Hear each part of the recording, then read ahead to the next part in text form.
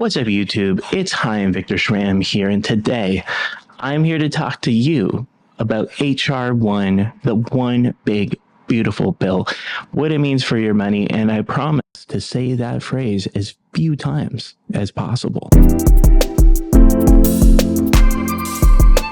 Now, I can say this because I can't see you rolling your eyes at me, but I don't feel like talking about politics all that much. And that is not to say that there is not important stuff to talk about in regards to the politics of this particular bill, because it has major real world impacts, social impacts, macroeconomic impacts, even that maybe I will feel like talking about at some point. But today we're talking about the financial planning implications, because that's what I know about. That's my lane. And frankly, it's not always the topic of the very important videos and commentary that we hear out there. That's the exciting stuff today. We're talking about the boring stuff you should also care about, and that is your money. So what are the major changes? Well, one of them is the SALT deduction. The cap on state and local tax deductions jumps from $10,000 to $40,000 starting with your 2025 tax year. That's pretty major for you, Oregon folks, Portland folks, Los Angeles, New York City. You now care about this thing that frankly you haven't in the last decade. Second is the TCJA provisions that frankly most of you liked, even though TCJA in 2017 was pretty controversial, just like this one.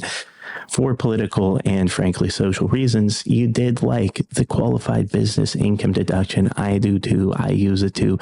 It's a pass-through small business tax deduction that therapists, lawyers, doctors, folks who run small businesses, S corps, LLCs, etc., 20% deduction. Well, that's staying around, and we were nervous that it was going away. So we're happy that that stayed in there for the most part. Charitable deduction changes are also coming. Starting in 2026, there's a new AGI floor. There's a new AGI ceiling. The stuff that's staying around for 2025 is the more generous cap. And this gives you homework to do before December 31st. There's stuff for us to talk about if we have not talked about it yet.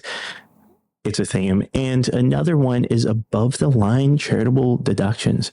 Even if you're a person who should not be itemizing your taxes, you can claim $1,000 to $2,000, depending on your filing status, of charitable contributions, cash donations. And that makes charitable giving an interesting financial planning strategy for the large majority of folks who are frankly watching this right now, whereas previously maybe it was only affecting folks with pretty major tax events or who have frankly a lot of money and a lot of income. This makes a conversation for most of us to have. Also, permanent 60% AGI limit for cash gifts is also hanging out. That is made permanent. That is a pandemic era boost for cash donations to public charities. And let's talk timing. Frankly, this is the law of the land. If you are watching this right now, unless you are a time traveler, it's happening. 2025 is when a lot of this is effective. Good news, $40,000 SALT deduction cap, that becomes effective for 2025, this year's tax filing. Also, we still have the 30% of AGI maximum high appreciated asset contribution rate to charity. This is something for many of us to frankly talk about before the end of the year, because that goes away in 2026. Also 60% AGI cash gift limit also effective right now. Things that become effective in 2026 tax year. One of them is the new 0.5% AGI cap floor, that is, on charitable gifts, and the 35% cumulative deduction cap. That's happening in 2026. So 2026, we'll be doing a lot of AGI planning, but not 2025 so much. And also the above the line charitable gift deduction that frankly, a lot of you are going to really like and get involved with. That actually takes place in 2026. That's when it becomes effective. So let's talk planning moves, things we have to do and take action on in 2025. The biggest one is to hit up your accountant, frankly. If you live in Portland, Los Angeles, San Francisco, where the rest of you live, that's a joke. Can't forget New Jersey.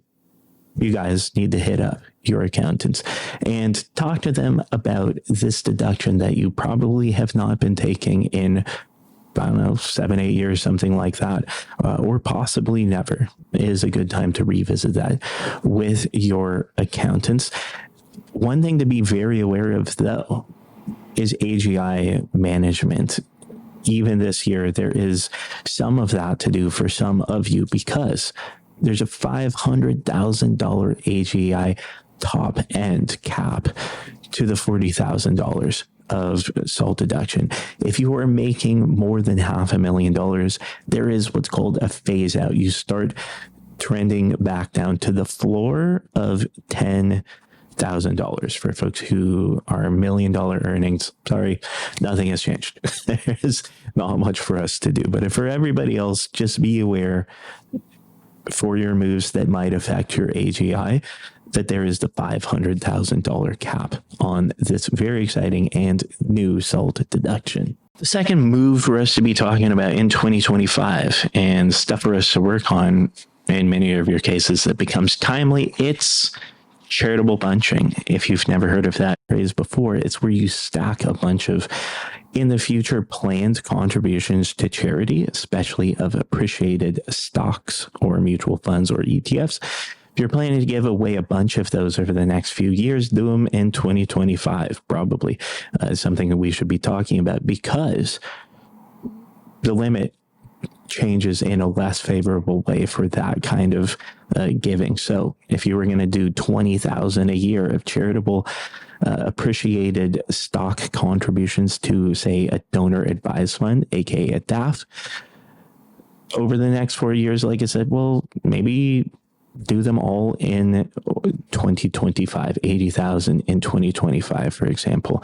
That will get you under the gate in terms of being able to deduct that more favorably than you will be able to next year and the next few years. Something to take action on potentially. Powerful strategy that is going to change in probably less favorable ways for some of you. Put this all together. What are you doing if you are getting smart about taxes for 2025's tax year in light of the BBB? Well, you are maxing out the new $40,000 SALT deduction if you live in a high tax state and frankly make a bunch of money. So if you're a Portland person that is high compensated, it's a bunch of you. Let's chat about that. Also, number 2, front-loading charitable giving in 2025 to dodge the 2026 cumulative limits on all the deductions you get to make. Let's do it this year. 3, making donations, even if you're filing a standard deduction in 2026, that's something for you to plan to do. If you have never set up a program to eventually give high appreciated assets or cash charitably for tax management, frankly, this is a great time to start making a plan. Like we said, 2026 is when it becomes effective. You can start making a plan now, and it's a good idea, though, if you've never done it. Number 4, appreciated assets for donations to get the deduction and avoid capital gains. If we have not talked about this before, and this is like brand new news to you, definitely it's something for us to have a deeper conversation about. I might even make a video at some point about it, but it is a major strategy for many of us. Number 5, keep an eye on your AGI to control the deduction thresholds and phase outs. And so, as much as I would like to talk about this stuff, frankly, all day it's fascinating, and there's a bunch of other comments I could make, especially ones I said I wouldn't at the start of the video. Let's wrap this up. The stuff that you need to do in conclusion is talk to your financial and tax person for 2025 with an eye towards a few of these charitable and other deductibility themes that, like I said, you probably have been rightly ignoring for some amount of time. If this is new news, if a lot of this stuff sounds like, man, I've never heard about any of this before, it's probably good also to get in touch with somebody like myself, a fiduciary, wealth manager, financial planner, a CPA as well, potentially, or other tax person, because this is going to start mattering a little bit more than it did in previous tax years, like we said, for a bunch of reasons. And if you feel like getting in touch, I will give you 2 means of doing so in the description to this video. One of them is the website. You can hit us up, make a meeting if you feel like it, on the calendar link there, or the Instagram page. I'll link it. You can send a DM if you feel like it. We will respond to that as well. And enjoy 2025 to the extent that you can. Stay cool. It's the middle of a hot summer here in Oregon. We're not supposed to do that. And be well. I'll come back to YouTube sooner than I did last time. Bye.